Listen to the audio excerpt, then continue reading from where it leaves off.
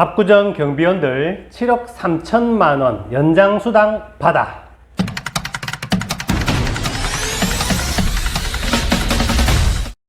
지난 3월 26일 서울고등법원 민사 1부가 강남구 압구정동 현대아파트 경비원 30여 명에게 연장 근로수당 7억 3,800만 원을 지급하라는 판결을 내렸습니다. 구체적인 내용을 알아보겠습니다. 안녕하십니까. 친절한 생활 연구소 김도형 소장 김소장입니다. 먼저 클릭해 주셔서 감사합니다. 저의 친절한 생활 연구소는 우리 생활과 관련된 이야기들을 친절하게 풀어드리는 채널입니다. 오늘의 주제는 전국의 많은 아파트에서 최저임금 인상 때문에 올라가는 관리비를 잡는다고 경비원에게 휴게 시간을 늘려서 급여를 줄였었는데요. 이렇게 휴게 시간은 늘어났지만 막상 업무는 그대로인 아파트가 많아서 자칫 잘못했다가는 나중에 한꺼번에 수당을 지급해야 될 수도 있겠다는 생각이 들어서 준비했습니다. 갑자기 관리비가 오를 수 있으니 아파트 사는 입주민이라면, 아니면 아파트 동대표라면, 아니면 관리사무소의 소장님이라면 미리 알고 직원들 휴게 시간을 잘 운영해야 될 것 같습니다. 시작하기 전에 친절한 생활 연구소 채널 구독과 좋아요 눌러주시면 하시는 일마다 모두 잘 되실 겁니다. 혹시 방송 보다가 생각나는 의문점이 있다면 댓글로 남겨주세요. 성심성의껏 답글 달아드리는 것 아시죠? 다시 압구정 아파트로 돌아와서 이 아파트 경비원 30여 명이 아파트 대표회의를 상대로 2015년 1월부터 2017년 9월까지 휴게 시간 6시간을 서류상으로만 휴게 시간이었고 실질적으로는 쉬지 못했다면서 대표회의의 지휘와 감독을 받으며 일을 했다고 주장했습니다. 따라서 이 시간의 급여를 달라는 소송이 있었습니다.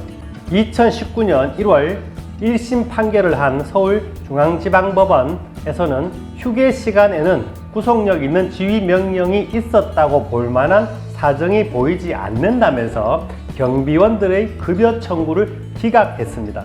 다만 일부 최저임금 차액 부분과 산업안전보건 교육시간에 대한 임금을 약 2,100만 원 정도 인정했는 건데요. 사실상 경비원들이 패소한 결정이었습니다.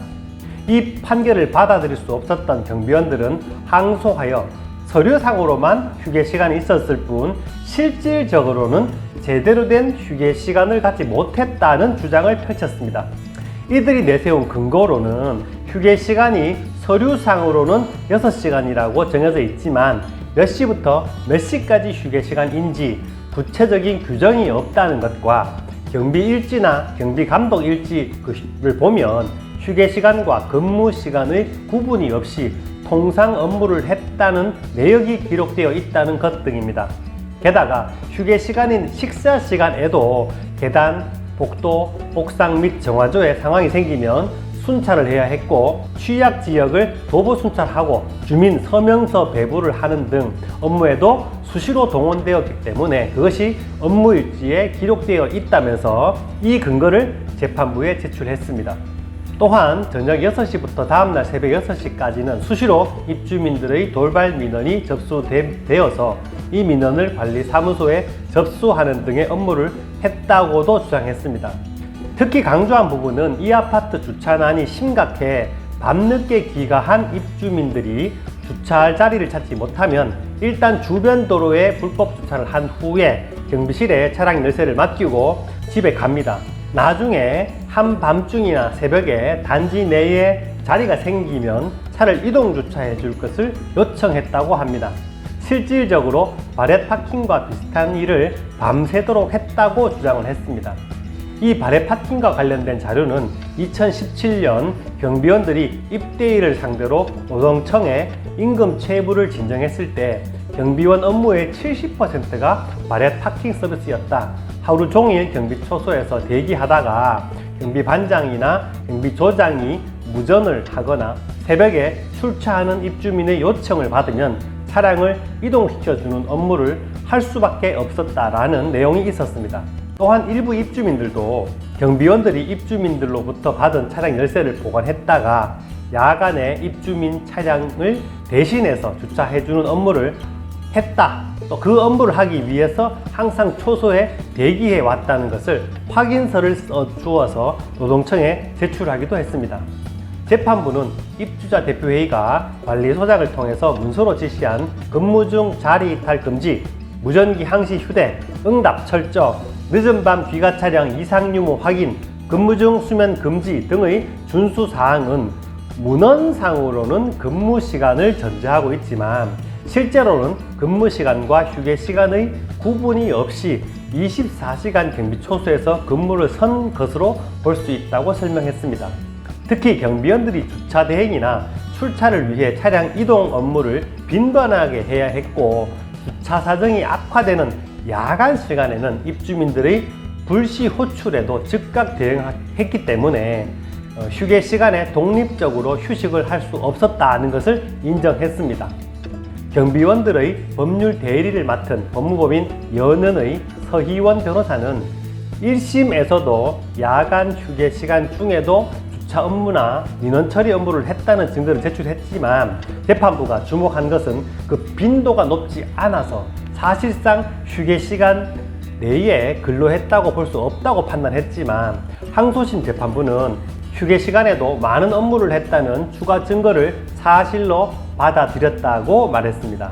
서 변호사는 이 아파트를 실질적으로 가보면 주차장이 매우 협소하고 경비원들이 주차를 대행하지 않으면 거의 주차가 불가능한 상황이라서 야간 시간에 경비원들이 초소에 대기하면서 입주민 차를 대리 주차해야만 했고 이 부분을 추가 입증하여 이번 항소심 판단을 얻어냈다고 말했습니다.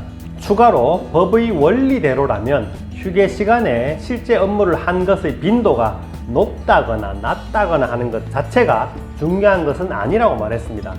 사용자의 감독에서 벗어나 휴식을 취하지 못하고 업무를 하기 위해서 대기를 했다면 그것만으로도 근로시간으로 본다는 것이 맞다는 거죠. 이러한 법리에 따라서 항소심 재판부가 이번 판결을 했다고 강조했습니다. 결과적으로 경비원 30명은 7억 3천만 원이 넘는 돈을 받게 되었는데요. 이 돈이 어떻게 관리비에 부과되었는지 알고 계신 분들은 댓글 좀 남겨주시면 좋을 것 같습니다. 관리비의 원칙상 2015년 1월부터 2017년 9월까지 살았던 입주민에게 이 돈을 받아야 되는데 현실적으로 불가능한 것 같고요. 부과하는 것 자체가 상당히 피곤한 일일 것 같습니다. 오늘 이 영상 여기까지 보신 분들은 관리비를 낮추기 위해 직원들의 근무 시간을 줄여야 한다면 확실한 휴게 장소와 휴게 시간을 정해주고 매일 근무 일지에 자신이 휴게한 시간을 기록하도록 하는 등의 실질적인 휴게를 주어야지만 이런 소송에 휘말리지 않을 것 같습니다. 잘못 관리했다가는 한꺼번에 인건비 폭탄을 맞을 수도 있다는 말씀입니다. 오늘 말씀드린 휴게시간 적용은 경비만 적용되는 것이 아니라 이화원도 그렇고 관리소에 근무하는 야간 당직자나 기술자들에게도 모두 적용이 되는 것이니까 우리 아파트 직원들이 어떻게 휴게시간을 보장받고 있는지 나중에 어떻게 증명할 수 있는지를 말이 아니라 자료로 만들어 놓는 것이 많은 도움이 될 듯 합니다. 오늘 준비한 내용은 여기까지입니다. 지금 화면 아래에 오른쪽에 보면 구독 버튼과 왼쪽에 좋아요 버튼을 눌러주시는데 돈 들지 않습니다. 시간 2초 정도 걸립니다. 이 영상 여러분이 함께하는 밴드나 단톡방 또는 페이스북에 올려주셔도 감사합니다. 지금까지 친절한 생활 연구소 김도형 소장 김소장입니다. 그럼 다음 영상에서 만나요. 감사합니다.